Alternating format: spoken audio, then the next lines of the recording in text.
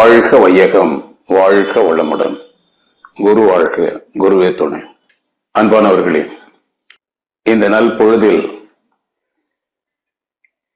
இங்கு உரையாற்ற அனுமதித்த உலக சமுதாய சேவா சங்கத்தின் தலைவர் பத்மஸ்ரீ எஸ்கேஎம் ஐயா அவர்களுக்கு வணக்கத்தினையும் நன்றியினையும் தெரிவித்து, உலக சமுதாய சேவா சங்கத்தின் மென்பொருள் கழக உறுப்பினர்கள் அனைவருக்கும் வணக்கங்களையும் நன்றிகளையும் தெரிவித்து, இந்த உரையை செவிமடுக்க காத்திருக்கும் ஆன்மநேய அன்பர்களாகிய தங்களுக்கெல்லாம் என் வணக்கத்தையும் நன்றியையும் தெரிவித்து, குரு அருளும் திருவருளும் இந்த நிகழ்வினை சிறப்பித்து தருமாறு வேண்டிக் கொண்டு உரையை துவங்குகின்றேன். இன்றைக்கு நாம் எடுத்துக்கொண்டிருக்கிற தலைப்பு தாம்பரம் என்பது. தாம்பரம் என்பது ஏதோ ஊர் பெயரை சொல்வதைப் போல நினைக்கக்கூடாது. தான் பரம் என்ற இரண்டு வார்த்தைகளை இணைத்துத்தான் தான் பரம் தாம்பரம் என்றாயிற்று. தாமே பரம் என்பதுதான் பொருள். இந்த தாமே பரம் என்பது மனிதன் கடவுளிலிருந்து தோன்றினவன், கடவுளேதான். கடவுள் எனப்படுபவனே மனிதனானான் என்று மகிழ்ச்சி அவர்கள் கூட ஒரு கவியில் குறிப்பிட்டிருப்பார். அவ்வாறு மனிதன் தோன்றியது கடவுளிலிருந்து. ஆகையால் கடவுளுடைய எல்லா தன்மைகளையும் அவன் பெற்றிருக்கின்றான். அதை ஒளிரச் செய்வதுதான் வாழ்க்கையின் இறுதி நோக்கமாக கருதப்படுகின்றது.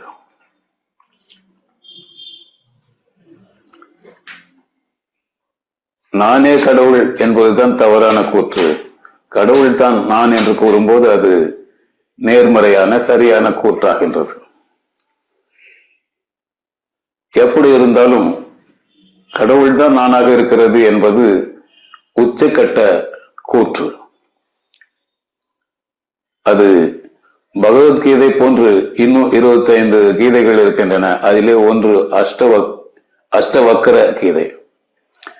அஷ்டவக்கர கீதையில் குறிப்பிட்டிருப்பதெல்லாம் இந்த மாதிரி கருத்துக்கள் தான். ஓஷோ அவர்கள் குறிப்பிடுகின்றவாறு உலகத்தில் உள்ள மிகப்பெரிய பொய் கடவுள் என்பது என்று கூறுகின்றார். அகம் பிரம்மாஸ்மி என்று சொல்லுகின்றோம். இந்த கருத்துக்கள் எல்லாம் இந்த அஷ்டவக்ர கீதையில் உள்ளவை, மிகவும் ஆபத்தானவை.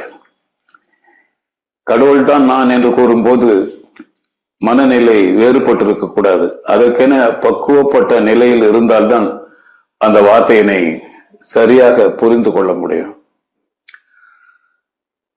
அதில் ஏதோ ஈகோ என்ற தன்முனைப்பு இருப்பதாக கருதக்கூடாது. கடவுள் என்பது சுத்தவெளி என்று நமக்கெல்லாம் கற்பித்திருக்கின்றார்கள் மகரிஷி அவர்கள்.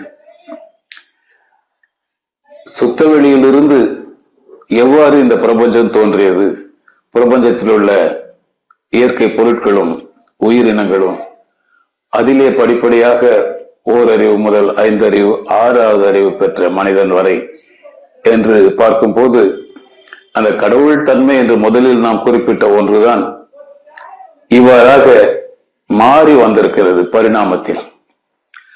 இந்த மாற்றத்தை நாம் பரிணாமம் என்கின்றோம்.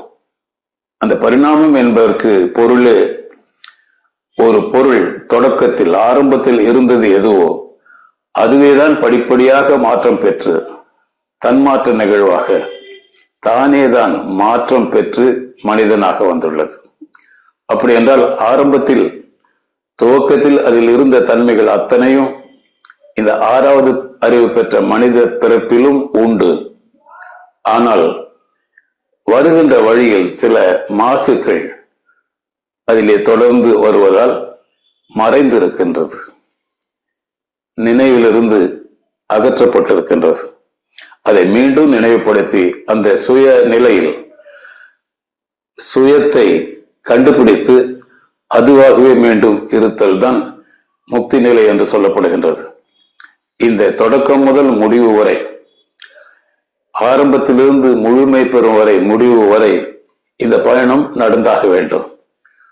ஆகையினால்தான் இடையிடையே அந்த புரிந்து உணர்வு வரவில்லை என்றாலும் கூட அடுத்தடுத்து வேறொரு உடல் எடுத்து வேறொரு பிறவி எடுத்து வேறொரு இனமாக 3 4 அறிவு பெற்றதாக 4 5 அறிவு பெற்றதாக அப்படியெல்லாம் சொல்லப்பட்டிருக்கிறது பரிணாம வளர்ச்சி. இந்த பரிணாம வளர்ச்சியில் முடிவில் பார்க்கும்போது தானே பரமேதான் இங்கே மனித பிறவி எடுத்திருக்கின்றது என்பது புரியும். இந்த மனித பிறவிக்கு வேறொரு சிறப்பு உண்டு. மற்ற எல்லா உயிரினங்களிலும் அறிவு நிலை வளர்ச்சி என்பது படிப்படியாக நிகழ்ந்து கொண்டே வருகின்றது. மனிதனில் அது முற்று பெறுகின்றது. ஏனென்றால் இறைத்தன்மை முழுவதுமாக அவன் இருக்கின்றான். அதை காண வேண்டும். உள்முகமாக மனதை செலுத்தி மனதை ஸ்தம்பிக்க செய்து மனதை நிறுத்தி இறை ஒன்று இருப்பதாக, இறையே இருப்பதாக, இறை மட்டுமே இருப்பதாக உணரும் போதுதான் அங்கே முழுமை பெறுகின்றது. இந்த முழுமை பெறுகின்ற நிலையில் பார்க்கும்போது இந்த இறைவன் என்ற ஒரு கருத்து தற்பரனாக தானே எல்லாமாக எல்லா நிலைகளிலும் அதுதான் இருக்கின்றது. மாசுபட்டு இருந்தாலும் அதுதான், மாசு நீங்கி தூய்மை பெற்றிருந்தாலும் அதுதான் என்ற நிலையில் நாம் அதை புரிந்து கொள்ள வேண்டும். நாம் 96 தத்துவங்களாக பார்க்கின்றோம். இன்னும் சுருக்கமாக சொல்ல வேண்டுமானால் ஆன்ம தத்துவங்களாக மனிதன் என்ற ஒரு ஆன்மா. ஆன்மா என்பது எதை குறிப்பிடுகின்றோம் என்றால் சுத்தவெளியினுடைய ஒரு துளி ஆன்மாவாக செயல்படுகின்றது. சரி, இந்த சுத்தவெளி எப்படி இருக்கின்றது என்றால் 3 பொருள்களால் ஆனது. சுத்தவெளி என்பது தனித்த ஒரு பொருள் அல்ல, 3 ஒன்றிணைந்தது. அதனால்தான் எல்லா மதங்களிலும் அந்த 3ஐ குறிக்கின்றார்கள். திருசூலம் என்பது, சிலுவை என்பது, பிஸ்மில்லா என்ற இஸ்லாமிய முதல் எழுத்து, இவையெல்லாம் திரிசூலம் போலவே இருக்கும் 3 பொருள்கள் என்று அதற்கு வகைப்படுத்துகின்றார்கள். சைவ சித்தாந்தத்தில் கூட பதி பசு பாசம் என்ற 3 பொருட்கள். இந்த பதி பசு பாசம் என்பதோ அல்லது இந்த ஏவல் பொருள், இடம் ஏவல் பொருள் என்ற 3 எல்லாம் ஒன்றாக இருப்பதுதான். ஒரு பொருளாக நாம் அதனை உணர்ந்து கொள்கின்றோம். சுத்தவெளியில் இடம் இருக்கின்றது, அது இயங்கும் தன்மை இருக்கிறது, ஏவல் இருக்கின்றது. அதனுடைய திணிவு பெற்ற நிலையில் அதுவே பொருளாகவும் மாறுகின்றது. உங்களுக்கு நன்கு நினைவு இருக்கும் நினைக்கின்றேன், மகிழ்ச்சி அவர்கள் எழுதியிருப்பார்கள், இந்த சுத்தவெளி என்பது தெய்வ நிலை, அதுவேதான் மனமாகவும் இருக்கின்றது. இந்த மனம் எதை எண்ணுகின்றதோ அந்த எண்ணம் திணிவு பெறும் போது அது பொருளாக மாறுகின்றது. வள்ளுவர் கூட கூறியிருப்பார், எண்ணியாக எய்துவர் எண்ணியர் திணியராக பெறின் என்று. இங்கே திண்மை, எண்ணத்தின் திண்மை, அந்த எண்ணம் கொண்டிருந்த எண்ணம் பொருளாக மாறுவதை குறிக்கின்றது. அப்படித்தான் இந்த பிரபஞ்சம் தோன்றியது, படிப்படியான வளர்ச்சியோடு. இந்த ஆன்ம தத்துவங்கள் என்னும் போது இங்கே பஞ்சபூதங்கள் தோன்றியிருக்கின்றன, பஞ்சபூத தன்மாத்திரைகள் இருக்கின்றன. அதை துய்த்து உணர வேண்டுவதற்காக பஞ்சேந்திரியங்கள் இருக்கின்றன, அதை செயல்படுத்துவதற்காக கர்மேந்திரியங்கள் இருக்கின்றன.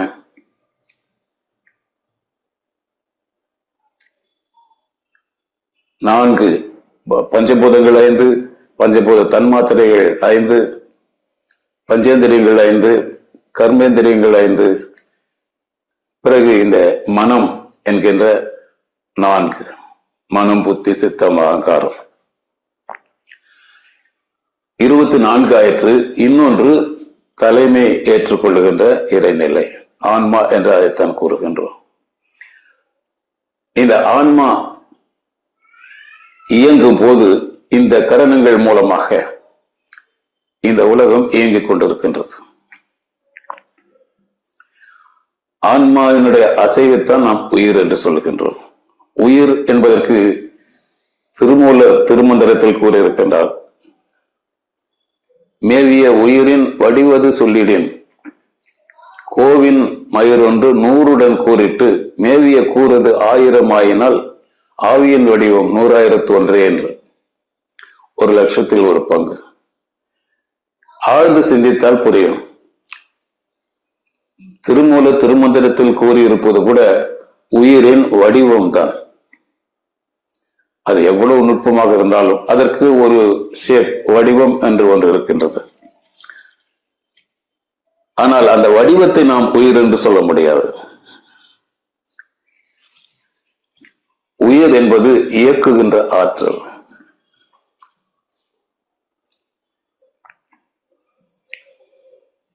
திருமூலர் கூறியுள்ள அவ்வளவு நுண்மையான உயிரின் வடிவம் கூட அதற்கு உள்ளிருந்து ஏதோ ஆற்றல் அதனை இயக்க வேண்டும்.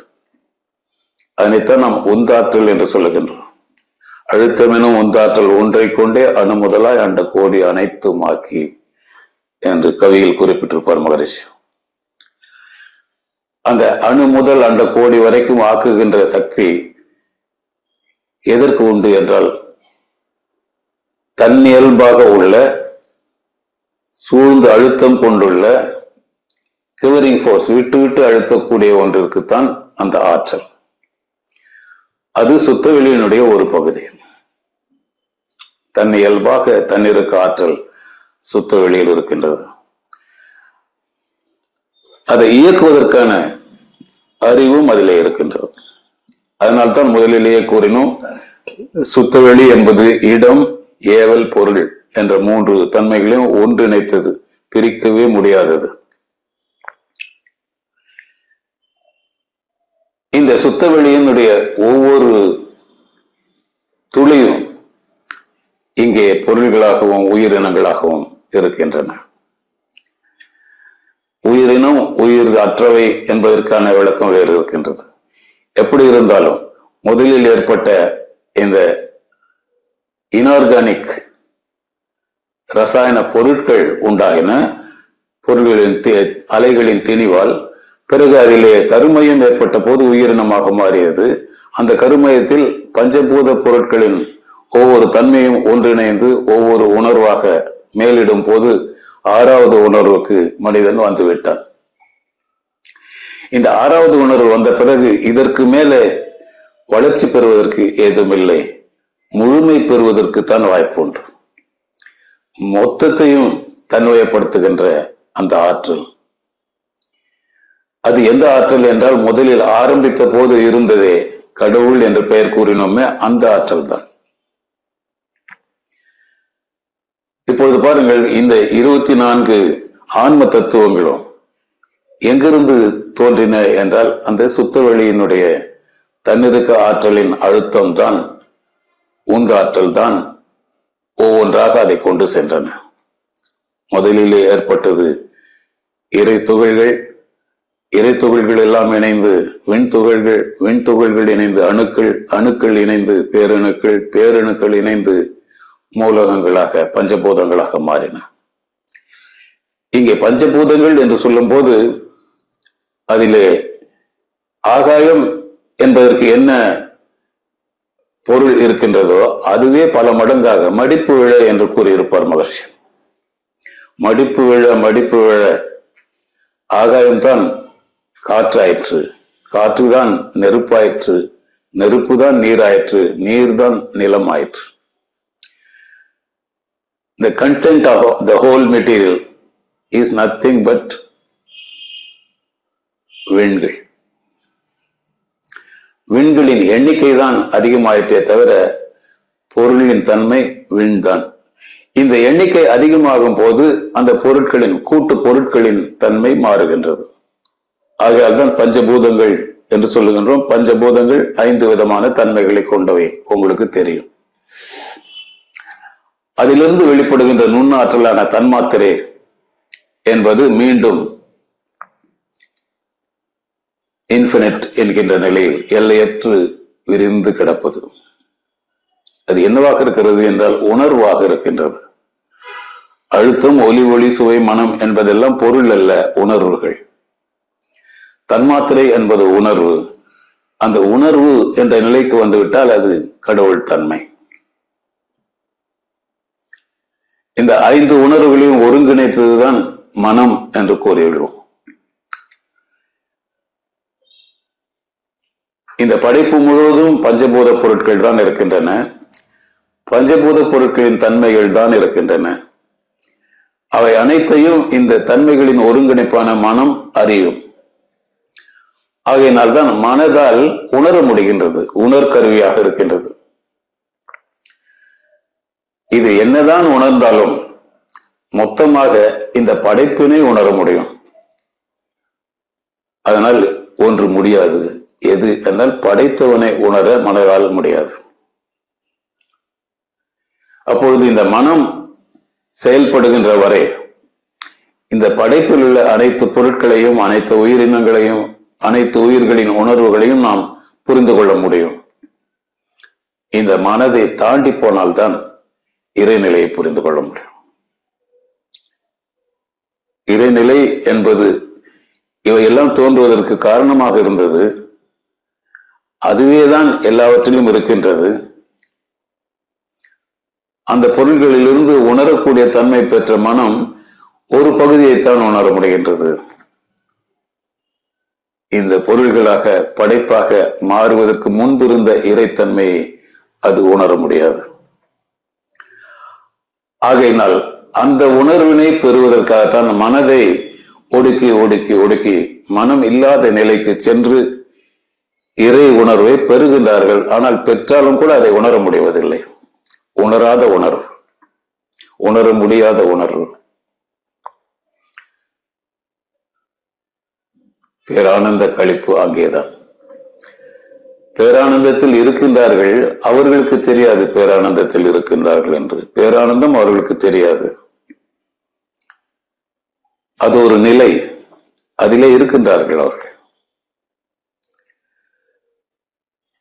இப்பொழுது பாருங்கள், இறைநிலையாக இருந்தது இந்த 24 தத்துவங்களாக மாற்றம் பெற்று பரிணாம வளர்ச்சி பெற்று மனிதனாக முழுமை எய்தி அந்த முழுமையை அனுபவிக்கும் ஒன்றாக இருக்கின்றது. ஆனால் அனுபவத்தை வெளிப்படுத்த முடியாது, கூற முடியாது. வார்த்தைகள் இல்லை, எண்ணங்கள் இல்லை. தானே தற்பரனாய் இருக்கின்ற விதம் இவ்வாறுதான். என்ன பிறவியாக இருந்தாலும் சரி, முழுமை எய்தும் போது அது கடவுள் என்றாகின்றது. ஆரம்பித்தது கடவுளில்தான், முடிவதும் கடவுளில்தான். இடையில் இருப்பதெல்லாம் என்ன என்றால், இடையில் இருப்பதும் கடவுள்தான். இப்பொழுது ஆன்ம தத்துவங்கள் 24 சொன்னோமே, அதெல்லாம் கடவுளுடைய மாற்றங்கள் தானே, தன்மாற்றங்கள் தானே.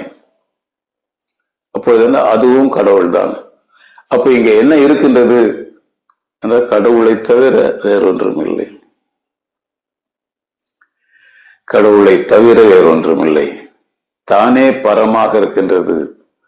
அதைத்தான் தாமே பரம் என்பதைத்தான் தாம் பரம், தான் பரம் என்பதைத்தான் தலைப்பாக கூறியுள்ளோம்.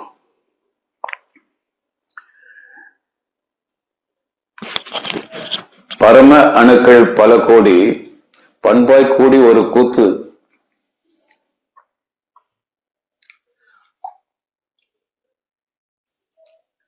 நாடகத்தோர் கட்டம் இந்த எந்த தோற்றமுமா. பரம அணுக்கள் பல கோடி பண்பாய் கூடி ஒரு கூத்து. ஆடும் நாடகத்தோர் கட்டம் எந்த தோற்றமுமா. ஒரு டிராமா நடக்கின்றது, ஒரு காட்சி. எந்த காட்சியும் அந்த நாடகத்தினுள் வருகின்ற ஒரு காட்சிதான். அதை செய்தது இறைநிலைதான்.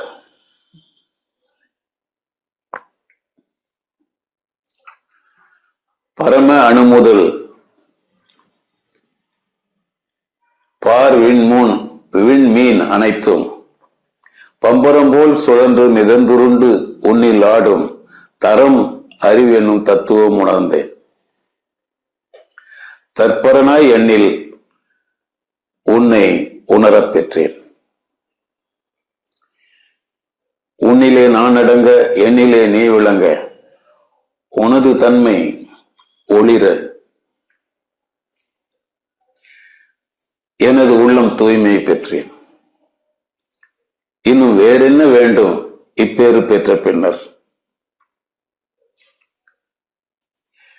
எடுத்த மனித பிறவி எய்தியதே முழுமை என்று மகரிஷி கவியில் கொடுத்திருக்கின்றார். இந்த தற்பரனாய் இருப்பதுதான் நாம் புரிந்து கொள்ள வேண்டிய ஒன்று. ஆனாலும் கூட அதற்கான தகுதி ஒன்று இருக்கின்றது. இந்த வரலாறு பரிணாம மாற்றங்கள் தன்மாற்றம் மூலமாக நிகழ்வது, இவையெல்லாம் நன்கு கற்றறிந்த பிறகு இந்த கடவுள்தான் நானாக இருக்கின்றேன் என்பதை சொல்லும் போதுதான் அதற்கு பொருள் உண்டு. ஏர்லி ஸ்டேஜஸ் ஆன்மீகம் என்ன என்றே புரிந்து கொள்வதற்கு முன்பே நான் தான் கடவுள், நானே கடவுள் தான் என்று சொன்னால் அது பொருளை வேறாகிவிடும். தற்பரமாக இருத்தல் என்பது எல்லா நிலைகளிலும் இறைநிலைத்தான் தானாக அந்தந்த பொருளாக மாற்றம் பெற்றுள்ளது என்பதை மிக தெளிவாக புரிந்து கொண்டுள்ள நிலைதான் இந்த தாம்பரம் என்ற உணர்வுக்கு கொண்டு செல்லும்.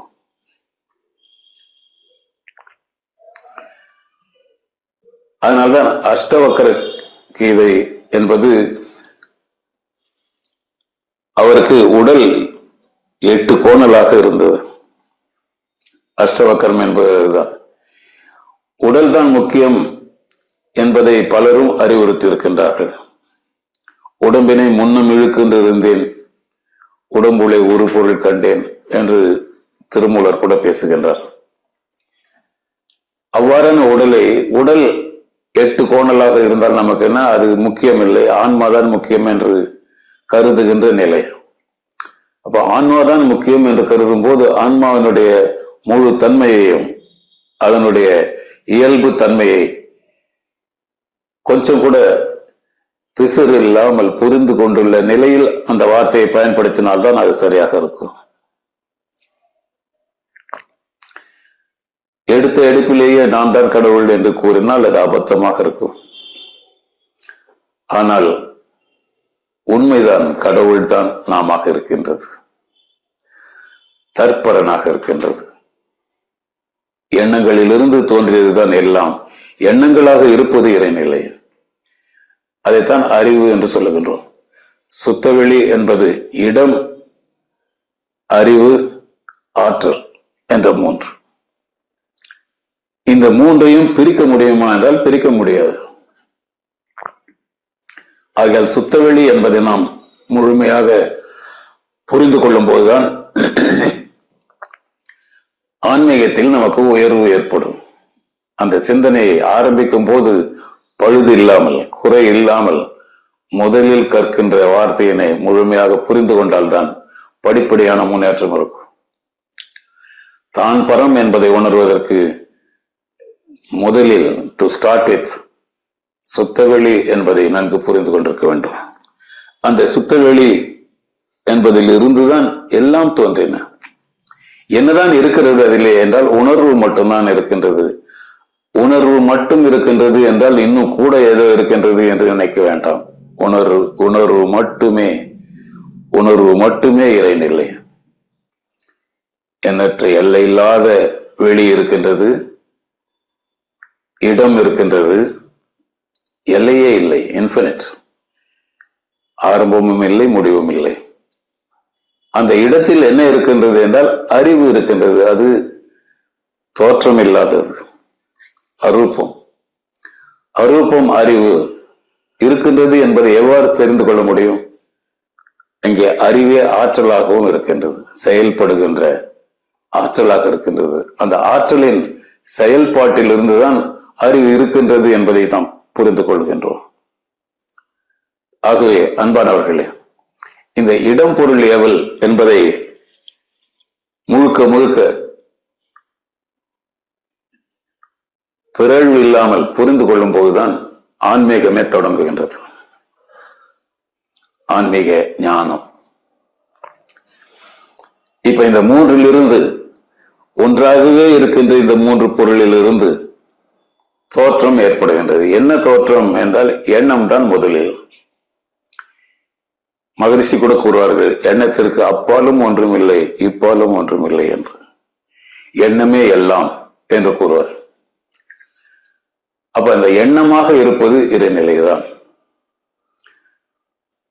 அந்த எண்ணம் என்னவாக இருக்கின்றது? அறிவாக இருக்கின்றது, அழுத்தமாக இருக்கின்றது, ஆற்றலாக இருக்கின்றது. அப்பொழுது இந்த பரிணாமத்தில் ஒரு சுழற்சி தொடங்குகின்றது. உந்து ஆற்றலான இந்த விட்டு விட்டு அழுத்துகின்ற ஆற்றல் அதை ஊந்தி ஊந்தி தள்ளி ஒரு தன்னிறுக்கம் ஏற்படுத்தி அந்த தன்னிறுக்கத்தின் மூலமாக இறை துகள்கள் உண்டாகின்றன. இறை துகள்களின் சுழற்சி சேர்ந்தும் கூடியும் பிணைந்தும் பிணங்கியும் ஒன்றாகின்ற போது பல இறை துகள்கள் ஒன்றாகி வீண்துகளாகின்றது. சுழல் அலை என்று சொல்கின்றோம். இந்த சுழல் அலை அதே வகையில் மற்ற விண்துகள்களோடு சேரும் போது அணுக்கள் ஆகின்றன. அதுதான் குவாட்ஸ் என்று சொல்லுகிறோம் நாம். புரோட்டான், நியூட்ரான், எலக்ட்ரான் என்று நவீன யுக அறிவியலுக்கு வந்து விடுகின்றோம். இந்த புரோட்டான், எலக்ட்ரான், நியூட்ரான் சேர்ந்த ஒன்றுதான் அணு என்று அறிவியலில் கூறப்படுகின்றது. நவீன அறிவியலில். அதற்கு முன்பு அறிவியல் இருந்தாலும் கூட அவையெல்லாம் தொட முடியாதவை. எண்ணத்தால் மட்டுமே முடியும். எண்ணத்தால் மட்டுமே, உணர்வால் மட்டுமே தொடக்கூடிய பொருட்களாக இருக்கின்றன. மெட்டீரியல், ஒரு பொருள் புலன் வயப்பட்டால்தான் அறிவியலுக்கு வர முடியும். அது புலன் தோற்றம் இல்லை என்றால், புலனுக்கு அது தோன்றவில்லை என்றால் அறிவியல் பேச முடியாது. அவ்வாறு நிலையில் சுத்தவெளி இந்த அறிவியலுக்கு வந்து விழுகின்றது அணுவின் மூலமாக. அணுவை நாம் பார்க்கின்றோம் மைக்ரோஸ்கோப், கோள்களை பார்க்கின்றோம் டெலிஸ்கோப் வழியாக. முடிந்தவரை, இன்னும் முடியாதவை ஏராளமாக இருக்கின்றன. நம்முடைய தமிழில் ஒரு பழமொழி உண்டு, கற்றது கைமண் அளவு என்று. கல்லாதது உலக அளவு, இன்னும் கல்லாதது பிரபஞ்ச அளவு, இன்னும் பிரபஞ்சங்களின் அளவு. தமிழ் கவிதையில் ஒன்று வருகின்றது, அண்ட சராசரம் என்று. ஒரு அண்டம் நாம் பேசிக் கொண்டிருக்கின்றோம். அண்டம் சரம் சரமாக இருக்கின்றது என்று சொல்லுகின்றார்கள். அவர்கள் எந்த அறிவியலை கொண்டு பார்த்தார்கள்? இப்பொழுது நாம் கணக்கிடுகின்ற அமாவாசை, பௌர்ணமி, நட்சத்திரங்கள், 27 நட்சத்திரங்கள் இருக்கு, 12 ராசிகள் இருக்கு, இதெல்லாம் பேசுறோமே, அதெல்லாம் எந்த கருவியை வைத்து கண்டுபிடித்தார்கள் என்றால், வெறும் இந்த மனதை வைத்து, மனதையும் கடந்து அறிவை வைத்து. அதுதான் ஞானம் என்கின்றோம். ஞானம் எனும் போது மனதை கடந்த அறிவு. மனதை கடந்த அறிவு, அறிவு மட்டுமாக இருப்பது, உணர்வு மட்டுமாக இருப்பது, உணரக்கூட முடியாத நிலை. ஏனென்றால் உணர்வது என்றால் உரசல் வேண்டும். இன்னொரு பொருளின் துணை இல்லாமல் உணர்வு ஏற்படாது. ஆனால் உணர்வே இல்லை என்று சொல்ல முடியாது, இருக்கின்றது, உணர முடியவில்லை. ரொம்ப நுணுக்கமாக புரிந்து கொள்ள வேண்டும் அதனை. உணர்வு அங்கே இருக்கின்றது, ஆனால் இருக்கின்றது என்பதை புரிந்து கொள்ள முடியாது. ஏனென்றால் அங்கே இன்னொரு பொருள் இல்லை, உரசல் இல்லை. அதனால்தான் தவத்தில் கூட கூறுவோம், நான் என்ற உணர்வு, நானும் இல்லை என்கின்ற உணர்வு அதற்கு அடுத்தது. ஒன்றுமே இல்லை என்பது முழுமையான உணர்வு. ஒன்றுமே இல்லை என்பது உணர்வு உணர முடியாத நிலையில் இருக்கின்றது. நாம செயல்படுத்த முடியாதது பொட்டென்ஷியலா இருக்குன்னு சொல்லுவோம். அதனுடைய இயல்பு தன்மையில் இருக்கிறது, செயல்படவில்லை. செயல்படுவதற்கு இன்னொரு போர்ஸ், இன்னொரு பொருள் தேவை. இன்னொரு பொருள் இல்லாத இடமாக இந்த படைப்பு தோன்றி இருக்கின்றது. இங்கே படைக்கப்பட்ட பொருள்கள் எல்லாம் தற்பரமாக இருப்பதால் இன்னொரு பொருள் இல்லை, தனியாகத்தான் இருக்கின்றோம். எல்லா பொருள்களையும் இணைத்தாலும் இது தற்பரமாக உள்ள இறைவனுடைய பங்கீடுகள் தானே தவிர, பங்குகள் தானே தவிர வேறொன்று இல்லை, இன்னொன்று இல்லை. இந்த படைப்பில் எத்தனை கோடி பொருட்கள் இருக்கும்? கோடி கோடியாக, கணக்கிட முடியாத அளவு. ஏன் அவ்வாறான எண்ணிக்கையில் மிகுந்த பொருட்கள் தானே அந்த கோடிக்கணக்கான பொருள்களாக மாற்றம் பெற்றிருக்க வேண்டும் என்றால், இந்த தற்பரனாக இருக்கின்ற இறைநிலை தன்னை பற்றி உணர்ந்து கொள்வதற்காக ஒவ்வொரு பொருளையும் ஒவ்வொரு உயிரையும் படைத்திருக்கின்றது. சற்று ஆழ்ந்து சிந்தித்து பாருங்கள். நமக்கு ஒரு செய்தி தெரிய வேண்டும் என்றால் பலரிடம் இருந்து அதை கற்றுக்கொள்கின்றோம். அப்படி எத்தனை பேரிடமிருந்து கற்றுக்கொண்டால் இது முழுமை அடையும் என்றால், இறைநிலை எத்தனை பொருட்களை படைத்திருக்கின்றதோ அத்தனை பொருட்களிலிருந்தும் ஒவ்வொரு கருத்தாய் நமக்கு கற்றுக்கொள்ள வேண்டியதா இருக்கின்றது. நாம் கற்றுக்கொள்ள வேண்டியது எந்த பொருளிடம் இல்லையோ அந்த பொருளை இறைநிலை படைப்பதில்லை. இதை வேறு மாதிரியும் சொல்லலாம். நாம் எல்லா பொருட்களிலிருந்தும் எல்லா உயிர்களிடமிருந்தும் ஏதாவது ஒன்றை கற்றுக்கொண்டே இருக்க வேண்டும். Purpose of creation is that. ஒவ்வொன்றிலிருந்தும் நாம் கற்றுக்கொள்ள செய்தி இருப்பதால் தான் அவை படைக்கப்பட்டிருக்கின்றன. இங்கே எதுவும் வீணாக படைக்கப்படுவதில்லை. வீணானது என்று எதுவும் இல்லை, நல்லது என்று எதுவும் இல்லை, கெட்டது என்று எதுவும் இல்லை. படைக்கப்பட்டிருக்கிறது என்றால் அதற்கு ஒரு பயன் உண்டு. ஒரு நிகழ்வு நிகழ்கின்றது என்றால் அதற்கு ஒரு பயன் உண்டு, அதற்கு ஒரு விளைவு உண்டு. செயலிலே விளைவாக சிவத்தின் செய்கை சீரமையும். நுணுக்கமாக மிக மிக ஆழமாக சிந்தித்து இந்த முடிவினை நீங்கள் பெற வேண்டும் என்று நான் விரும்புகின்றேன். ஆகையால் தான் திரும்ப திரும்ப கூறிக்கொண்டிருக்கின்றேன். தற்பரன் என்பது சாதாரண எளிமையான வார்த்தை அல்ல. தற்பரன் என்பது கடவுள் நிலை என்பது என்ன என்று முழுமையாக உணரக்கூடிய நிலை. முழுமையாக உணர்ந்து அந்த வார்த்தையை பிரயோகப்படுத்துவதில் தான் அதனுடைய சிறப்பு தன்மை இருக்கின்றது. ஆனாலும் அந்த மாதிரி ஒரு வார்த்தையை அறிமுகப்படுத்தி இருக்கின்றார், தற்பரன் என்று.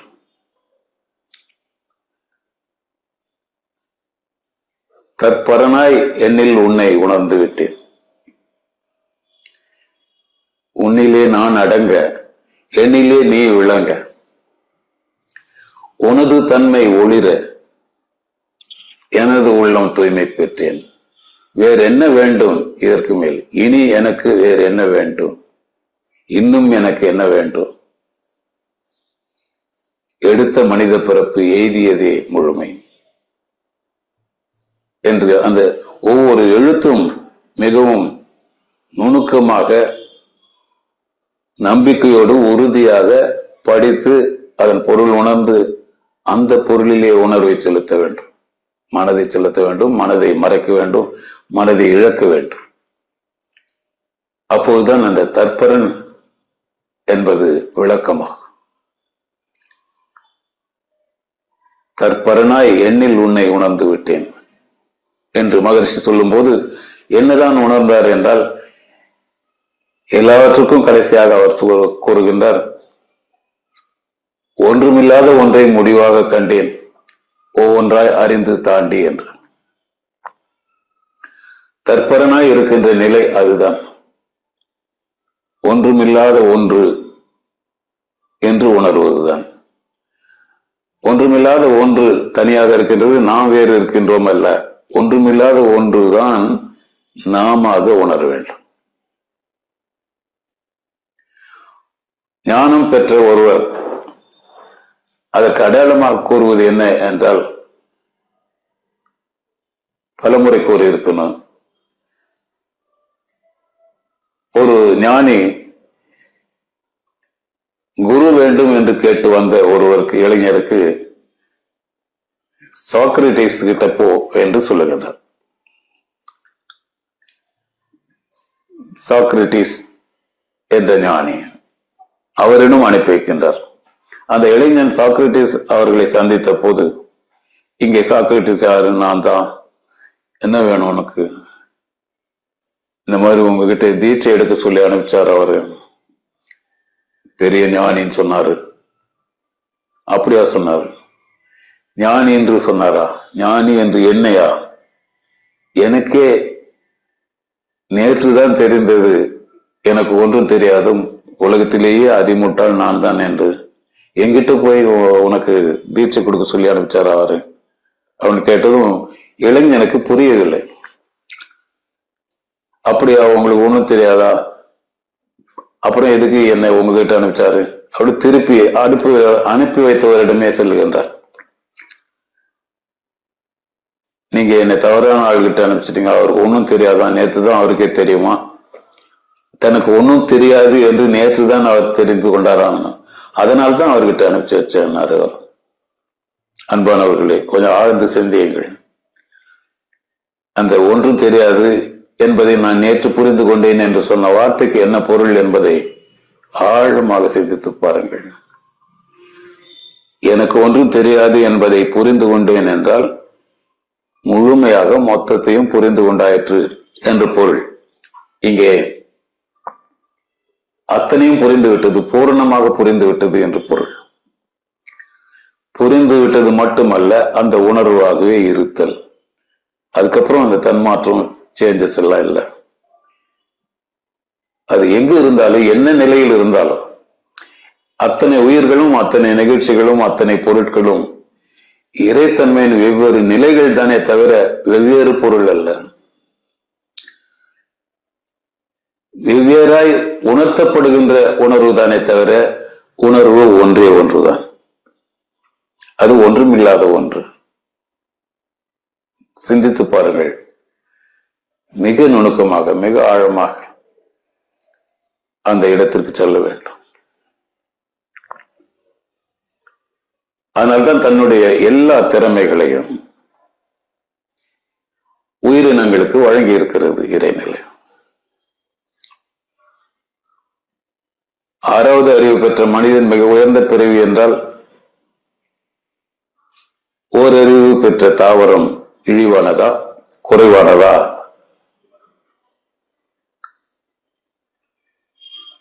இப்பொழுதெல்லாம் நீங்கள் பார்க்கின்றீர்கள், விலங்குகள், பறவைகள் எல்லாம் பிற உயிருக்கு உதவி செய்து கொண்டிருக்கின்றன. மனிதனிடமிருந்து எதிர்பார்க்கப்படுகின்ற ஆறாவது அறிவு என்பதை பிற உயிருக்கு துன்பம் போக்கும் செயலை மனிதன் செய்ய வேண்டும் என்பதுதான். அதற்குத்தான் ஆறாவது அறிவு என்று பெயர். ஆனால் இப்பொழுது நாம் பார்க்கின்ற காட்சிகளை எல்லாம் பார்க்கும் போது ஆறாவது அறிவு விலங்குகள், பறவைகளுக்கெல்லாம் வந்துவிட்டதாக தோன்றுகின்றது. அன்பானவர்களே, உங்களை மிக நுட்பமாக சிந்திக்க சொல்லுகின்றேன். இது எதை பற்றியது என்றால், மனிதனிடம் இறைநிலை வழங்கியுள்ள அத்தனை திறமைகளையும் ஓரறிவு உயிரான தாவரங்களுக்கு இருந்து வண்டுகள், பூச்சிகள், பாம்புகள், பல்லிகள், ஊர்வன, பரப்பன, நடப்பன, பாலூட்டிகள் எல்லாவற்றிற்கும் இருக்கின்றது. எல்லா உணர்வுகளும் இருக்கின்றன. மனிதனுக்கு என்னதான் சிறப்பு என்றால், மனிதனுக்கு ஒரே ஒரு சிறப்பு தான். என்னென்ன நம்மிடம் இருக்கின்றது என்பதை கண்டுபிடிக்கின்ற பகுத்தறிவு அவனிடம் இருக்கின்றது. இறைநிலையாக தன்னை உணர்ந்த போது கூட இதுதான் இறைத்தன்மை என்பதை புரிந்து கொண்டு இறைத்தன்மையில் இருப்பதற்கு மனிதனுக்கு மட்டும்தான் தெரியும். மற்ற எல்லா உயிரினங்களுக்கும் இறைத்தன்மை இருக்கின்றது. தனக்கு அந்த தன்மை இருக்கின்றது என்பது தனியாக அந்த உயிரினங்களுக்கு தெரியாது. ஆனால் பாருங்கள், மனிதன் தன்னை மாசுபடுத்திக் கொண்டதால், உள்ள தூய்மை இல்லாததால் இவனுடைய உணர்வு மிக கீழ்த்தரமாக இருக்கின்றது. அந்த மாதிரி மாசுபட்ட குணங்கள், சீரமைக்கப்பட வேண்டிய அது குணங்கள் இல்லாததால் மிருகங்கள், விலங்குகள், பறவைகள் இவையெல்லாம் இயல்பான உணர்வோடு இருக்கின்றன. ஒரு பூகம்பம் இந்த ஏரியாவில் வரப்போகுது என்பது அந்த பறவைகளுக்கு உணர்வாக தெரிகின்றது, விலங்குகளுக்கு உணர்வாக தெரிகின்றது, மீன்களுக்கு தெரிகின்றது. கடலிலே வாழ்கிற மீன்களுக்கு, ஆமைகளுக்கு சுற்றுப்புறத்தில் என்ன இருக்கின்றது என்பதை அவை உணர முடிகின்றது. இறைத்தன்மை அதுதானே, அந்த உணர்வு தானே.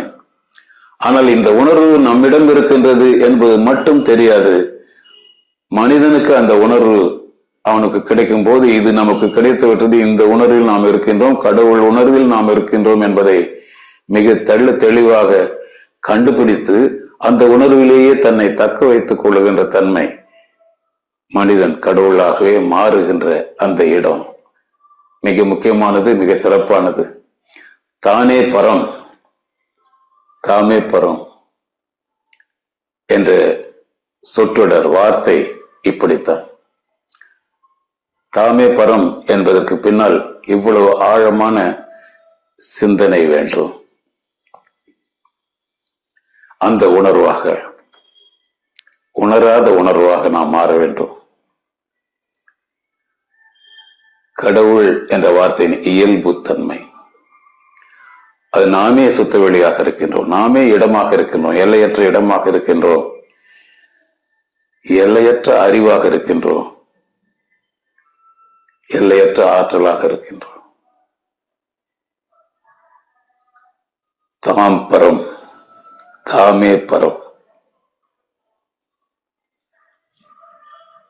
அன்பானவர்களே, பொறுமையாக இவ்வளவு நேரம் இவற்றையெல்லாம் செயல்படுத்திக் கொண்டிருந்த அனைவருக்கும் ஆழ்ந்த சிந்தனையை விளைவாக பெறுவீர்கள் என்ற நம்பிக்கையுடன் குருவர்களும் திருவர்களும் அனைவரின் வாழ்க்கையிலும் அனைத்து வேண்டுதல்களையும் நிறைவேற்றுமாக என்று வாழ்த்தி இந்த உரையை நிறைவு செய்ய விழைகின்றேன்.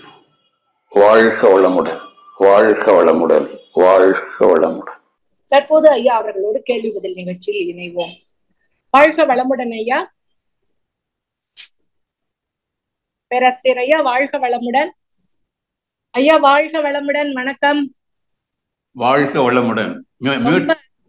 அற்புதமா இருந்தது ஐயா, ரொம்ப வித்தியாசமான தலைப்புல, வழக்கம் போலவே ரொம்ப சிறப்பா இருந்தது. மனமார்ந்த நன்றிகள் ஐயா. வாழ்க வளமுடன். வாழ்க வளமுடன். கேள்வி பதில் நிகழ்ச்சிக்கு போலாம் ஐயா? போலாம். நன்றிங்க ஐயா. முதலாவது அன்பராக டி.எஸ். ராஜாராமன் அவர்கள். வாழ்க வளமுடன் ஐயா. வாழ்க வளமுடன். வாழ்க வளமுடன். சொல்லுங்க ஐயா. ரொம்ப ரொம்ப நாளுக்கு பிறகு உங்களுடைய குரலை கேட்கிற வாய்ப்பு கிடைத்தது, ரொம்ப நன்றி. தற்பரன் அப்படிங்கிற தலைப்பில் அருமையான கருத்துக்களை சொன்னீங்க, நல்ல விளக்கங்கள் கிடைத்தது. எனக்கு 2 கேள்வி இருக்கு மனசுல, அதை நான் சொல்லிடுறேன். இப்போ நம்ம நான் யார் செல்ஃப் ரியலைசேஷன் அப்படிங்கிறத கத்துண்டோம். நான் தற்பரன் அப்படிங்கிற கத்துன பிறகு நம்ம எவ்வாறு அழைப்பார்கள்? ஞானியா, சித்தரா, இல்ல பரமபுருஷரா, இல்ல மகானா, எப்படி அழைப்பாங்க நம்மளை? ஒன்னும் இல்ல, பரம் அப்படின்றது ஒன்றும் இல்லாதது. அதுக்கு எப்படி நீங்க பேர் சொல்லுவீங்க? சரி, நாம ஒன்னும் இல்லை அப்படிங்கிற உணர்வு தானே பரமாக இருப்பது. அப்புறம் நமக்கு எது பேரு, எது இடம், எது சொந்தம், பந்தங்கள், எது? ஒன்றும் இல்லை, ஏகாந்த நிலை. அப்ப நான் யாருன்னு கத்துண்டா நமக்கு என்ன பேரு? நான் யாருன்றத கத்துக்கிட்டா நமக்கு என்ன லாபம்ங்கிறீங்களா? இல்ல, நம்மள எப்படி அழைப்பாங்க? அப்புறம் யார் அழைக்கணும் உங்களை? பரம் அப்படின்றது இவ்வளவு நேரம் பேசிட்டு இருந்தோம். இங்கே கடவுளை தவிர வேற ஒன்றும் இல்லை. இப்ப நீங்க கடவுள் நிலைக்கு போயிட்டீங்கன்னா அப்புறம் யாரு இருக்காங்க உங்களை அழைக்கிறதுக்கு? ஓ, நல்ல விரிவான விளக்கம். Good good. தவம் நடத்துற போது கூட சொல்லுவோம், நான் என்ற உணர்வு முதல்ல, நான் என்ற உணர்வுக்கு வந்துட்ட பிறகு நான் கூட இல்லை அப்படின்னு வரும். நான் என்ற உணர்வும் மறந்து போகுது. நான் என்ற உணர்வு மறந்த பிறகுதான் பரம். பரமாக இருக்கிற போது யாரு, வேற யாரு இருக்காங்க? செகண்ட் யாரு இருக்காங்க? செகண்ட் பொசிஷன், செகண்ட் பிளேஸ்ல யாரும் இல்லை. அதனாலதான் உணர்வு உணர்வாகவே இருக்கிறது, உணர முடியாததாக இருக்கிறது. அந்த உணர்வு தான் இறைநிலை, பரம். நல்ல அருமையா விளக்கம் கொடுத்தீங்க, நன்றி. 2வது கேள்விக்கு வரேன். இப்போ நீங்க உங்க ஸ்பீச்ல வரும்போது சொன்னீங்க 6 கீழே உள்ள ஜீவங்களுக்கு இயற்கை இடர்பாடுகள் வருவதே முன்னாடி அறிந்து கொள்ள அறிவு இருக்கு, அது காப்பாற்றிக் கொள்ளும் சொன்னீங்க. ஆனா இறைவனை அறிந்து கொள்ளக்கூடிய ஆராதனை படைத்த மனிதனுக்கு அந்த அறிவே இல்லை. யார் சொன்னது இல்லைன்னு? எல்லா அறிவும் எல்லா உயிர்கள்கிட்டும் இருக்கு. 6வது அறிவுன்னு நாம சொல்லிக்கிறோமே, அது கூட மற்ற உயிரினங்களுக்கெல்லாம் இருக்கு. நமக்கு அந்த உயிரினங்களுக்கெல்லாம் இல்ல 1 2 3 4 அறிவு அப்படின்னு சொல்றோமே, அது உணர்கின்ற தன்மை. எல்லா அறிவும் எல்லா உயிர்கள்கிட்டும் இருக்கு. கடவுள்ல இருந்து உற்பத்தியான ஒன்று, கடவுளுடைய தன்மை எல்லாம் தானே இருக்கும். கையில ஒரு மைசூர் பாக்கு துண்டு வச்சிருக்கீங்க, அதுல கொஞ்சம் கிள்ளி வாயில போடுறீங்க. நீங்க கிள்ளி வாயில போட்டதுல ஏதாவது குறைஞ்சிருமா மைசூர் பாக்கினுடைய சுவை? இல்ல, குறையாது. உண்மையில உங்க கையில இருக்கிற மைசூர் பாக்கு என்ன சுவை தருமோ அதை நீங்கள் கிள்ளி போட்ட ஒரு துண்டு கூட தரும். அப்படின்னா இறைத்தன்மை எல்லா உயிர்கள்கிட்டும் இருக்கு. அதனாலதான் இப்பெல்லாம் நீங்க பாக்குறீங்க அது எக்ஸ்போஸ் ஆகிறது. பறவைகள், விலங்குகள் இவையெல்லாம் பிற உயிருக்கு உதவியாக இருக்கின்றன. எல்லாவற்றையும் சிந்திக்க தெரிந்து கொண்ட மனிதன் தான் யோசனை செய்கிறான் உதவி செய்வதற்கு. போலாமா வேணாமா, அதனால நமக்கு ஏதாவது பாதிக்குமான்னு. சுயநலம் மேலோங்கி இருக்கிறது. இப்ப அறிவு பெற்றதுனால் ஏற்பட்ட தீமை எப்படி பார்த்தாலும் நீங்க ஆன்மீக சிந்தனைக்கு வந்துட்டீங்கன்னா அறிவு உயர்ந்தது இல்லை, அறிவை விட உயர்ந்தது உணர்வு தான். மற்ற உயிரை பார்க்கிற போது நம்முடைய உயிரே தான், மண்ணுயிரெல்லாம் என்னுயிர் இன்னுயிர் என்று உணர்வு வர வேண்டும். அதுதான் விட உயர்ந்தது. ஐயா, எனக்கு மறுபடியும் கேட்கிறேன்னு தப்பா நினைச்சுக்காதீங்க. அப்ப எல்லா உயிர்கள்கிட்டும் தான் இருக்கு.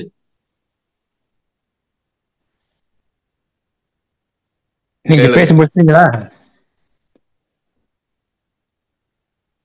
ஐயா? உங்க பேச்சு முடிஞ்சதா? சொல்லுங்க. எனக்கு இன்னும் கொஞ்சம் ஒரு கிளாரிட்டி வேணும்னு உங்கள்கிட்ட எதிர்பார்க்கிறேன். அதாவது நான் என்ன கேட்கிறேன்னா, 2வது கேள்வி, இந்த பூகம்பம் இந்த மாதிரி வரும்போது மற்ற ஜீவங்கள்லாம் முன்னாடி தெரிஞ்சுக்கிட்டு தப்பிச்சுன்னு போகும்போது நமக்கு இந்த பூகம்பம் சில இதெல்லாம் வருது நமக்கு தெரியாமலே மாட்டிக்கிறமே ஏன்னு கேட்கலாம். அதுதானே உங்க கேள்வி? ஏன்னு உங்களுக்கே புரியலையா? இப்போ அந்த உயிரினங்கள் எல்லாம் பியூரா இருக்கு, தனக்கு என்ன தனியா ஒரு சிந்தனை இல்லை இல்லைங்களா? அந்த சிந்தனை நமக்கு இருக்கு. சிந்தனை மட்டும்தான் மனிதனுக்கு உள்ள தனி. நம்ம தனியா சிந்தனை பண்றதுனால நம்ம பத்தியே சிந்தனை பண்றோம் சுயநலமா. நாம விரிந்து போகவில்லை. பிற உயிர், எல்லா உயிரும் ஒண்ணுதான், பரம்பொருள் எல்லா இடத்துலயும் இருப்பது, அதெல்லாம் மறந்துட்டு எனக்கு இது வேணும் எனக்கு இது வேணும்னு பல பறக்கிறோம். அதனால நமக்கு தெரிய வேண்டிய காட்சிகள் தெரியாம போகுது, உணர வேண்டிய விஷயங்கள் எல்லாம் உணர முடியாமல் போகிறது. இப்ப பறவைக்கோ விளக்கும் போது அங்க என்ன நடக்க போகுதோ அந்த வைப்ரேஷன்ஸ் தெரிஞ்சுக்கிடுது. அது அந்த இடத்த விட்டு போயிடணுங்கிறதும் அது தன்னுணர்வாக இருக்கிறது. தற்பரன் என்பது அங்கதான். இந்த நிகழ்வை சரியாக புரிந்து கொண்டு அதற்கான நகர்த்துதல் என்ன, அது அடுத்த அசைவோ அதை செய்கின்றது. இப்ப நமக்கு இந்த வைப்ரேஷன்ஸ் நமக்கு கட் ஆயிடுது. அதாவது அதை புரிந்து கொள்ள முடியாதவாறு நம்முடைய சுயநலம் தடை செய்கின்றது, மனம் தூய்மை கெடுகின்றது. அதனால நமக்கு அதை புரிந்து கொள்ள முடியவில்லை. புரியுதுங்களா? பூகம்பம்,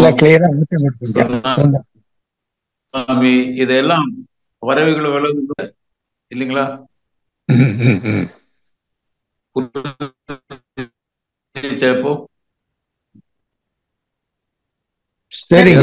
நன்றி ஐயா, வாழ்க வளமுடன். நன்றி. ஐயா கொஞ்சம் உங்களோடது கொஞ்சம் சிக்னல் ப்ராப்ளமா இருக்குன்னு நினைக்கிறேன் ஐயா. கொஞ்சம் விட்டு விட்டு வருது ஐயா பேச்சு. ஐயா அப்படியா? சரி, கொஞ்சம் பிரேக் ஆச்சு. கொஞ்சம் நகர்த்தி பார்க்கலாம் இடம். சரி சார், நன்றிங்கய்யா. அடுத்த அன்பராக கிருபாநிதி அம்மா. நல்ல கேக்குதுங்களா ஐயா? இப்ப கிளியரா இருக்கு ஐயா. சந்திராமா வாழ்க ஐயா. வாழ்க வளமுடன் ஐயா. வாழ்க வளமுடன். சொல்லுங்க ஐயா. அன்னைக்கு தை அமாவாசை அன்னைக்கு உங்களை பார்க்கையில ஒரு பயபக்தியோட குருவை பாக்குறது மாதிரி, ஏன்னா உங்களை எல்லாம் நேரம் பார்த்தது கிடையாது. ரொம்ப ஒரு உணர்வான பேச்சு, அதற்கு ஏற்றபடி உங்களுடைய துணி. ரொம்ப நன்றி ஐயா. வாழ்க வளமுடன் ஐயா. இப்ப நீங்க அதாவது தாம்பரம், அதாவது தற்பரமே தம்பர், அதை நீங்க அழகா எடுத்து சொன்னீங்க. இப்ப எனக்கு உங்களுடைய பேச்ச 2-3 தடவை கேட்டாதான் புரியும். எப்பவுமே நீங்க பேசி முடிச்ச பிறகு யூடியூப்ல 2-3 தடவை கேட்பேன். இப்ப இதுல என்ன, இப்போ நீங்க சொன்னது இல்லையா, இப்ப சாக்ரட்டிஸ்ல அவங்க அனுப்பி வைக்கிறாங்க, அவர் தீட்சை கொடுக்க எனக்கே ஒண்ணுமே தெரியல அப்படின்னு அவர் அனுப்பிட்டாரு. ஆனா நீங்க அழகா முதல்ல சொல்லிட்டீங்க, சுத்த வெளியில் உணர்வு மட்டுமே உள்ளது அப்படிங்கிறத முதல்ல சொல்லிட்டீங்க. இது அனுப்புனுடைய காரணம், அதாவது அவர் எனக்கு அவருக்கு உணர்வு மட்டும்தான் இருக்கு, அவர் ஒரு பெரிய சுத்த வெளின்னு நம்ம எடுத்துக்கிறதா, இல்ல அவர் எப்படி அதை சொல்லி எடுத்துக்கிட்டாருன்னு எனக்கு அது கொஞ்சம் சந்தேகமா இருந்ததுயா. அது எப்படியா நம்ம உணர்வாக மாறிவிட்டார், பூரணமாகிவிட்டவர்கள், முழுமை பெற்றவர்கள் அப்படின்னு அர்த்தம். முழுமை பெற்றவர்களுக்கு என்ன ஆக்ஷன் இருக்கும்? ஆக்ஷன்லாம் எதுவும் இல்லை, உணர்வு மட்டும்தான் இருக்கும். அந்த உணர்வு கூட உணர்ந்து கொள்ள முடியாததாக இருக்கும். புரியுதுங்களா? நீங்க நல்லா தூங்குறீங்க, தூங்கி எழுந்த பிறகு நான் நல்லா தூங்கினேன்னு சொல்றீங்க. நல்லா தூங்குனீங்கன்றது உங்களுக்கு எப்படி தெரியும்? தெரியல, நம்மளுடைய உணர்வா இல்ல மனசு? தூக்கத்துல நீங்க என்ன ஃபீல் பண்ணீங்க, என்ன பேசுனீங்க, என்ன செஞ்சீங்க? ஒண்ணும் செய்யலையே. ஒண்ணும் செய்யல.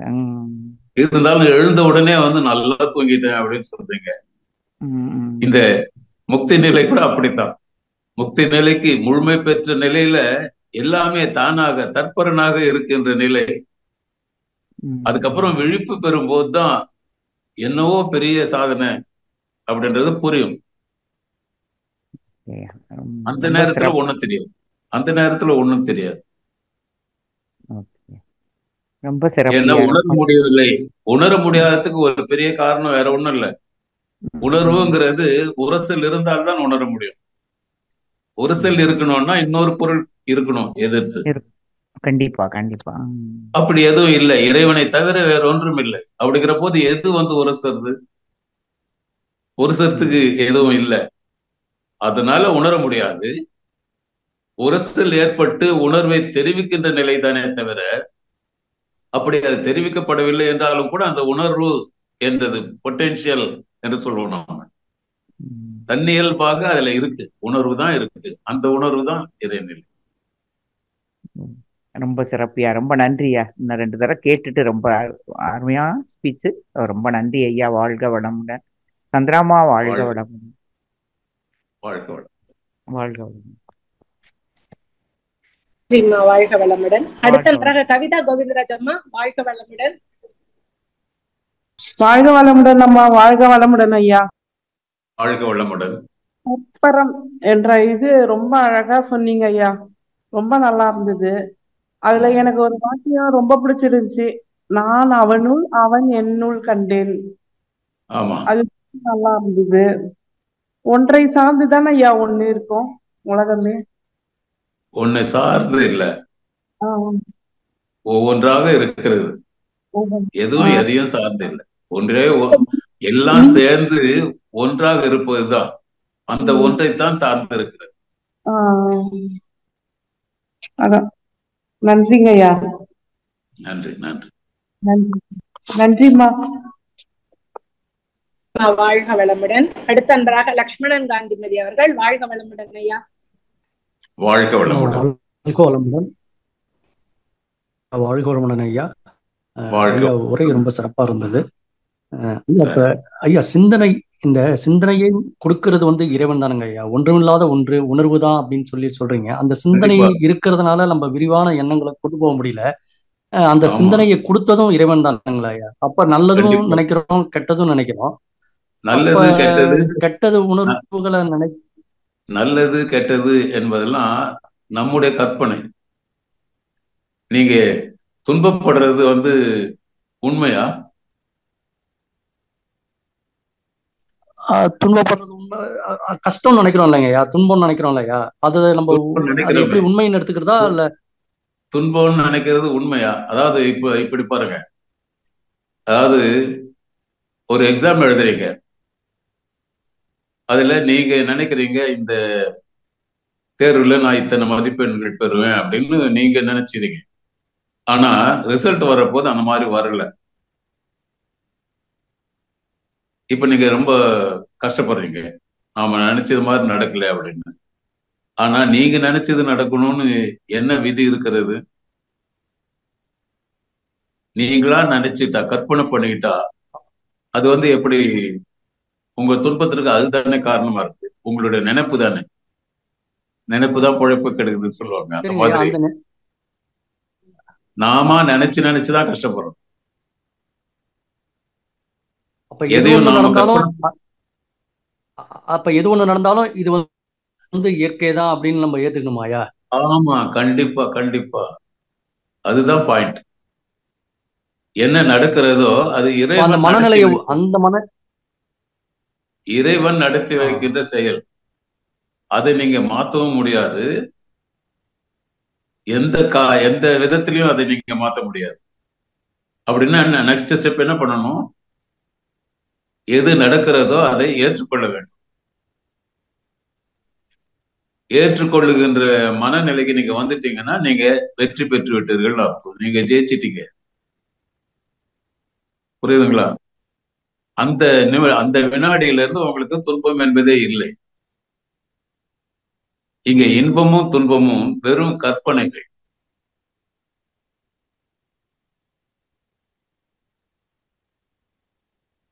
இது கிடைச்சிட்டா நல்லா இருக்கும் அப்படின்னு நீங்க நினைக்கிறீங்க, கிடைக்கலன்னா துன்பப்படுறீங்க. இது கிடைக்கணும்னு நீங்க செய்த கற்பனை தானே உங்க துன்பத்துக்கு காரணமா இருக்கு, இல்லையா?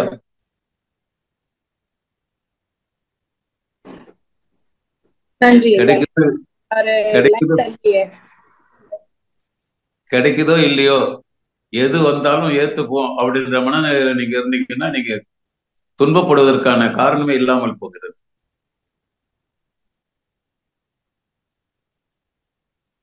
அக்செப்டன்ஸ் இஸ் விஸ்டம் அப்படின்னு சொல்லிட்டு இருக்காங்க. ஐயா லக்ஷ்மணன் ஐயா, லக்ஷ்மணன் ஐயா, வாழ்க வளமுடன்.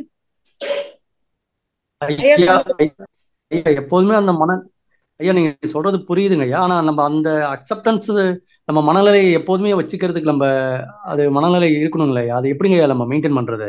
அந்த மனநிலையை உங்களுக்கு தயார் பண்றதுதான் மனவளக்கலை.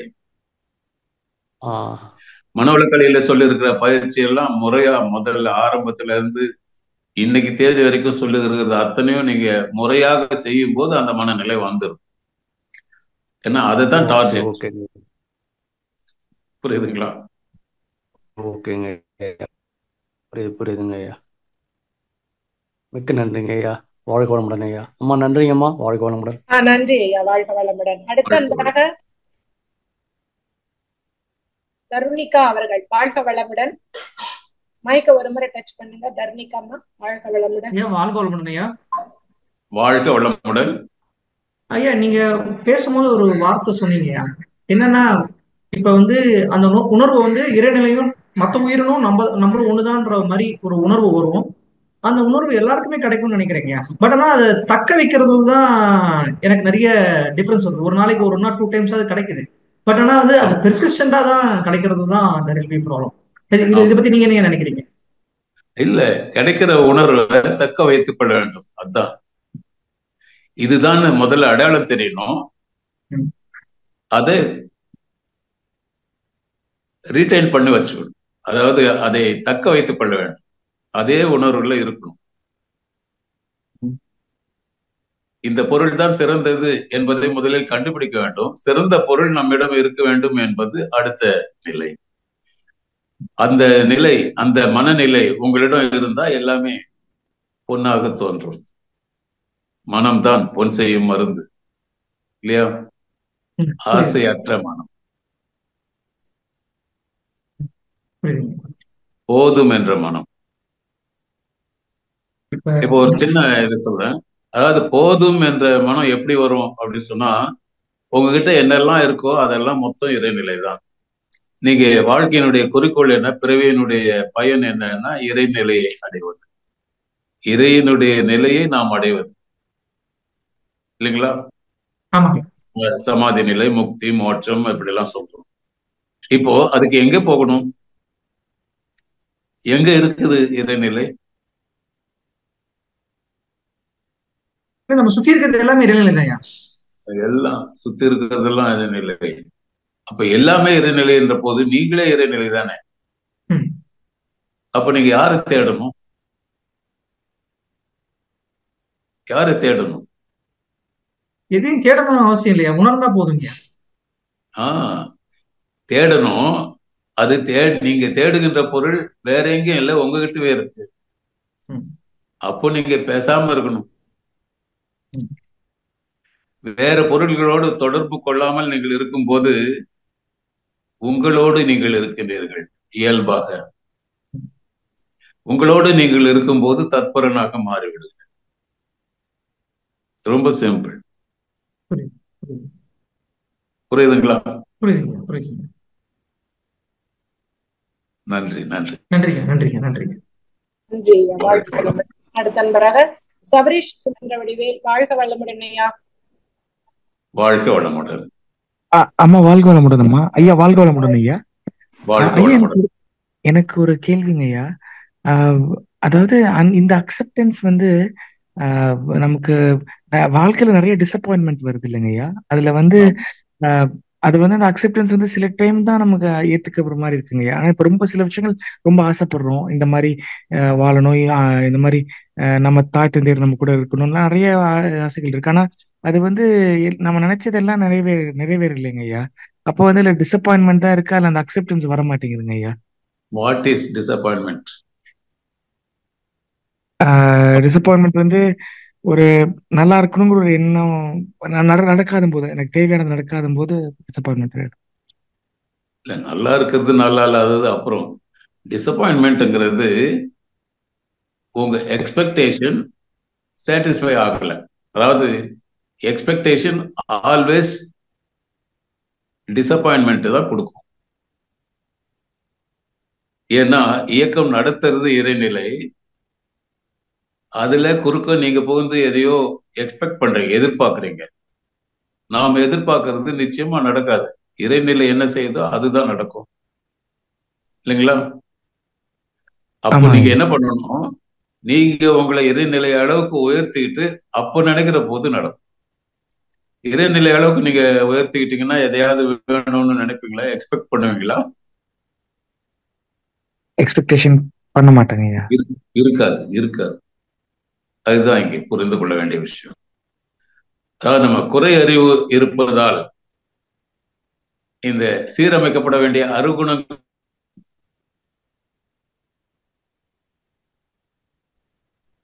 அந்த மயக்கத்தினால அது துன்பத்தை தான் தரும். மயக்கம் எதுல இருந்தாலும் துன்பம் தான் தரும் இல்லையா? அது குடி மயக்கமா இருந்தாலும் சரி, மற்ற போதைப் பொருட்களாக இருந்தாலும் சரி, இல்லை ஆசைகள் வயப்பட்டு மயங்கி இருந்தாலும் துன்பம் தான் தரும். அப்ப expectation always gives disappointment. No expectation அப்படின்னு சொல்லியிருப்பாங்க மகரிஷி. எதிர்பார்க்காதீர்கள். No comment, no demand. இதையெல்லாம் கடைபிடிச்சோம்னா நமக்கு இருக்குமா? இது ஏமாற்றம் இருக்குமா? ஏமாற்றம் இருக்காதுங்கய்யா. அதுதான் முன்ன போன கேள்விக்கு பதில் சொன்னேன் நான். அதாவது மனவளக்கலையை நீங்க ஆரம்பம் முதல் கடைசி வரை என்ன பயிற்சி உங்களுக்கு கொடுக்கப்பட்டிருக்கிறோ அதையெல்லாம் நேர்மையான முறையில் உண்மையாக நீங்கள் பழகி வந்தீர்களானால் இந்த அக்செப்டன்சி அப்படிங்கிற குணம் தானா வந்துடும். இங்க இறைவனுடைய ஆட்சி தான் நடந்து கொண்டிருக்கிறது, இறைநிலை தான் எல்லாவற்றையும் நகர்த்துகிறது என்ற உண்மையை புரிந்து கொண்டால் நமக்குன்னு என்ன இருக்கு, அப்புறம் நமக்குன்னு எக்ஸ்பெக்டேஷன் என்ன இருக்கு, நமக்குன்னு ஆசை என்ன இருக்கு, நமக்குன்னு தேவை என்ன இருக்கு? அதெல்லாம் இல்லைன்னு சொன்னா கவலை எது, துன்பம் எது? அதனால இங்க இருக்கிறது மகிழ்ச்சி மட்டும்தான், ஆனந்தம் மட்டும்தான் இருக்கு. நாம மற்ற மயக்கங்களில் ஆழ்ந்து அந்த ஆனந்தத்தை தவற விடுகின்றோம். புரியுதுங்களா? புரியுதுங்க ஐயா. ரொம்ப நன்றி ஐயா. நன்றி. வாழ்க வளமுடன் அம்மா. நன்றி. வாழ்க வளமுடன். வாழ்க வளமுடன். ஐயா, நிகழ்ச்சி நிறைவு பண்ணிக்கலாம் ஐயா. பண்ணிக்கலாம். நன்றி. செவ்வேல் ஐயா, வாழ்க வளமுடன். ஐயா, இந்த ஒரு அன்போட நிறைவு பண்ணிக்கலாம் ஐயா. செவ்வேல் ஐயா, நீங்க ஐயாட்ட பேசலாம். வாழ்க வளமுடன் ஐயா. வாழ்க வளமுடன். நீங்க சொல்றீங்க நம்ம மகரிஷியினுடைய ஐயானுடைய பயிற்சி செய்யறோம், அந்த துரியாதீத நிலையில போகல. அந்த மகரிஷி ஐயா என்ன பண்றாரு, அவருடைய நாம நிக்கிறோம், அது என்ன பண்ணுது, ஒரு 5 நிமிடங்கள் 10 நிமிடம் சில டைம்ல நீடிக்குது. ஒண்ணுமே நம்மளுடைய உடலா எதுவுமே தெரிய மாட்டேது. அது நம்மளுக்கு அப்ப அந்த 15 நிமிஷம் கழிச்சுன்னா நம்மளுடைய அப்புறம் திரும்பி அதனுடைய இருப்பு நிலையை ஏதாவது ஒரு எண்ணங்கள் சரி அப்புறம் வரக்குள்ள அந்த உணர்வு நம்மளுக்கு கிடைக்குது. நம்மளுக்கு அந்த டைம் ஃபிரிக்ஷன் ஆஃப் செகண்ட் நம்மளுக்கு எதுவுமே கிடைக்க மாட்டுது.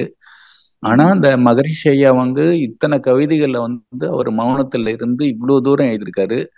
நம்ம ஒண்ணு இல்லாமே அதுல போயிடுறோம் ஐயா. அதுல ஒண்ணுமே நம்மளுக்கு என்னன்னே தெரிய மாட்டுது, நம்ம உடலா உயிரா எதுவுமே தெரிய மாட்டுது. அந்த அளவுக்கு நம்ம இன்னும் நல்லா நீடிக்கணும், நம்ம என்ன வழிகள் செய்யலாம் ஐயா? நீங்க என்னன்றதையே நீங்க மறந்துடணும். அதுதானே முன்னேற்றமே. உங்களுக்கு ஒன்னும் தெரியல, இப்ப ஒன்னும் தெரியல எனக்குன்னு சொல்றீங்களே, ஒன்னும் தெரியல அப்படிங்கிற உணர்வு வரும். அதாவது சொல்றது இல்லை, வார்த்தையால சொல்றது இல்லை, உணர்வா நமக்கு என்ன தெரியும், எல்லாம் நாம ஒரு பொம்மை மாதிரி, நம்ம இயக்குகின்ற ஆற்றல் வேற ஒண்ணு இருக்கு. நமக்கு என்ன தெரியும் அப்போ? நாம ஒரு பொம்மைன்னு வச்சுக்கோங்க, பொம்மைய வச்சு விளையாடுற குழந்தைக்கு தான் அது தெரியுமே தவிர அது எங்க வைக்க போகுது, நகர்த்த போகுதா இல்லை வச்சிட போகுதா இல்லை மறந்துட போகுதா அப்படின்றதெல்லாம் யாருக்கு தெரியும்? பொம்மையை வச்சு விளையாடுறவங்களுக்கு தான் தெரியும் இல்லையா? பொம்மை வச்சு விளையாடுறவங்களுக்கு தானே தெரியும். ஆமாங்க ஐயா. பொம்மைக்கு தெரிய வேண்டிய அவசியம் என்ன இருக்கு? இல்ல. அதனால்தான் ஜே.கே சொல்றாரு, you forget what you have learned. என்னென்ன கத்து வச்சிருக்கீங்களோ அதெல்லாம் மறந்துருங்க, இறைநிலை ஆயிடலாம். புரியுதுங்களா? புரியுதுங்க. அப்போ அதுதான் நான் கொஞ்ச நேரத்துக்கு முன்னாடி கூட சொன்னேன், அறிவை விட உணர்வு தான் முக்கியம். இப்ப இதெல்லாம் அறிவு, நாம எக்ஸ்பீரியன்ஸ் பண்ணதெல்லாம் ஞாபகம் வச்சுக்கிட்டு குழம்பிட்டு இருக்கோம்.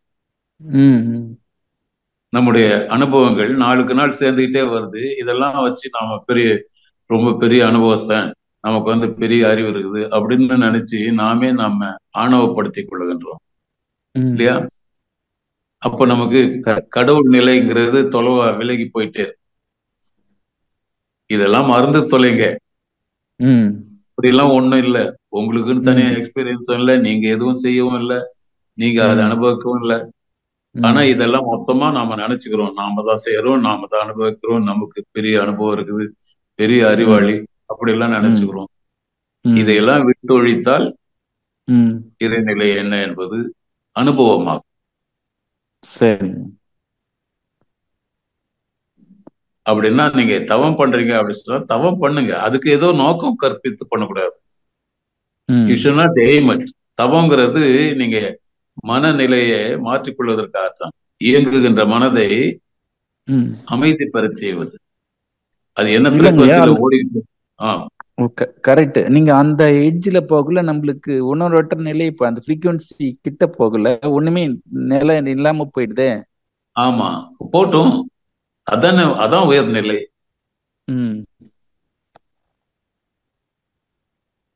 இந்த உலக நினைவுகள்லாம் மொத்தம் மறந்து போகுதுன்னு சொன்னா நீங்க எங்க இருக்கிறீங்கன்னு அர்த்தம்? இறைநிலையில இருக்கீங்கன்னு அர்த்தம். இங்க 2 இடம் தாங்க இருக்கு. ஒண்ணு இறைநிலை, இன்னொன்னு இந்த லோகாயுதம். லோகாயுதம் மறந்து போச்சுன்னா நீங்க இறைநிலையில இருக்கீங்க. சரியா? சரிங்க ஐயா. மனம் அது பயிற்சி தான், பயிற்சியில தான் வரும், அது தானாதான் வரும். தற்பரன் இறைநிலையினுடைய இயக்கத்துல உங்களை அந்த நிலைக்கு உயர்த்துகின்ற ஒரு நேரம் வரும். அது வரைக்கும் நீங்க பொறுமையாக காத்திருக்க வேண்டும். சரிங்க, ரொம்ப சிறப்பையா. வாழ்க வளமுடன். வாழ்க வளமுடன். வாழ்க வளமுடன். ஐயா நிறைவான நண்பராக இன்னும் இந்த ஒருத்தரோட முடிச்சுக்கலாம் ஐயா. ஐபோன் ஒருத்தர் வந்திருக்கிறார். ஐபோன் பேரை சொல்லி அறிமுகம் பண்ணிட்டு ஐயா கிட்ட பேசுங்க. வாழ்க வளமுடன் ஐயா. திருநெல்வேலியில இருந்து உமையராஜா பேசுறேங்க ஐயா. சொல்லுங்க ஐயா. வாழ்க வளம் ஐயா. அதாவது இப்ப நீங்க சொன்ன மாதிரி அந்த மனம் கடந்த நிலைக்கு போகும்பொழுது நீங்க சொல்றது அந்த ஆனந்தமான அனுபவங்கள்லாம் கிடைக்குதுங்கய்யா. அந்த நிலைகள்ல இருக்கிற பொழுது யாரையாவது நாம ஒரு கேஷுவலா சந்திக்கிற போது, ஏதாவது ஒரு நலம் விசாரிக்கிற போதோ அல்லது வேற ஏதாவது ஒரு சம்பாஷணை நிகழும் போதோ அவங்களுக்கு நாம ஏதாவது சொல்றோம்னாலோ அல்லது அவங்கள்ட்ட இருந்து நாம ஏதாவது கேட்கிறோம்னாலோ அதே மாதிரியான அவங்களுடைய அந்த உடல் அனுபவங்களோ அல்லது மன அனுபவங்களோ ஏதோ ஒரு சூழல் நமக்கு நடக்கிற மாதிரியே தோணுதுங்கய்யா, இருக்குதுங்கய்யா. அந்த மாதிரி நிகழ்வு மறைஞ்சிருது. அதுதாங்க தற்பரன்ற நிலை. யாரோ ஒருத்தருடைய அனுபவம், யாரோ ஒருத்தருடைய பேச்சுவார்த்தை அப்படிலாம் கிடையாது. அங்கே ஒண்ணும் கிடையாது. ஒன்றுமில்லாத ஒன்று. ஒன்றுமில்லாத ஒன்று. அந்த ஒன்றாக நீங்களே இருக்கீங்க. ஒன்றுமில்லாத ஒன்று, அதுதான் தெய்வம். ஆனா அந்த ஒன்றுமில்லாத ஒன்றா நீங்களே இருக்கிற போது எல்லாமே நீங்க உங்களை தவிர வேற எதுவும் இல்லையே. இப்போ ஒருத்தர் ஒரு சக நண்பருக்கு ஒரு நோய்வாய்ப்பட்டிருக்காருன்னா அவரை பார்த்து ஆறுதல் சொல்லும் பொழுது உடல்ல இன்னென்ன அறிகுறி இருக்குதான்னு நாம கேட்கிறோம் அப்படின்னா அந்த கேட்கிற அவர்களுக்கு இருக்கிற அதே மாதிரியான அறிகுறிகள் நம்ம உடல்ல தோன்றி மறையுதுங்கய்யா. அதுதாங்க நீங்க உணர்றது. You become universal. You become universal. இந்த யூனிவர்ஸா இந்த ரெண்டமா நீங்களே மாறி நிக்கிறீங்க அப்படின்னு அர்த்தம். சரிங்கய்யா, சரிங்கய்யா, நல்லதுங்கய்யா. வாழ்க வளமுடன். நல்லதுங்கய்யா, மிக்க மகிழ்ச்சிங்கய்யா. வாழ்க வளமுடன். நன்றிங்கய்யா. வாழ்க வளமுடன். வாழ்க வளமுடன். வாழ்க வளமுடன்.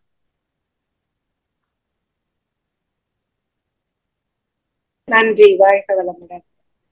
வாழ்க வளமுடன். வாழ்க வளமுடன். நன்றிங்கம்மா. ஐயா நிகழ்ச்சி நிறைவு பண்ணிக்கிறோம் ஐயா. வாழ்க வளமுடன். வாழ்க வளமுடன். நம் கடமை அறவாழ்வின் நாட்டத்தே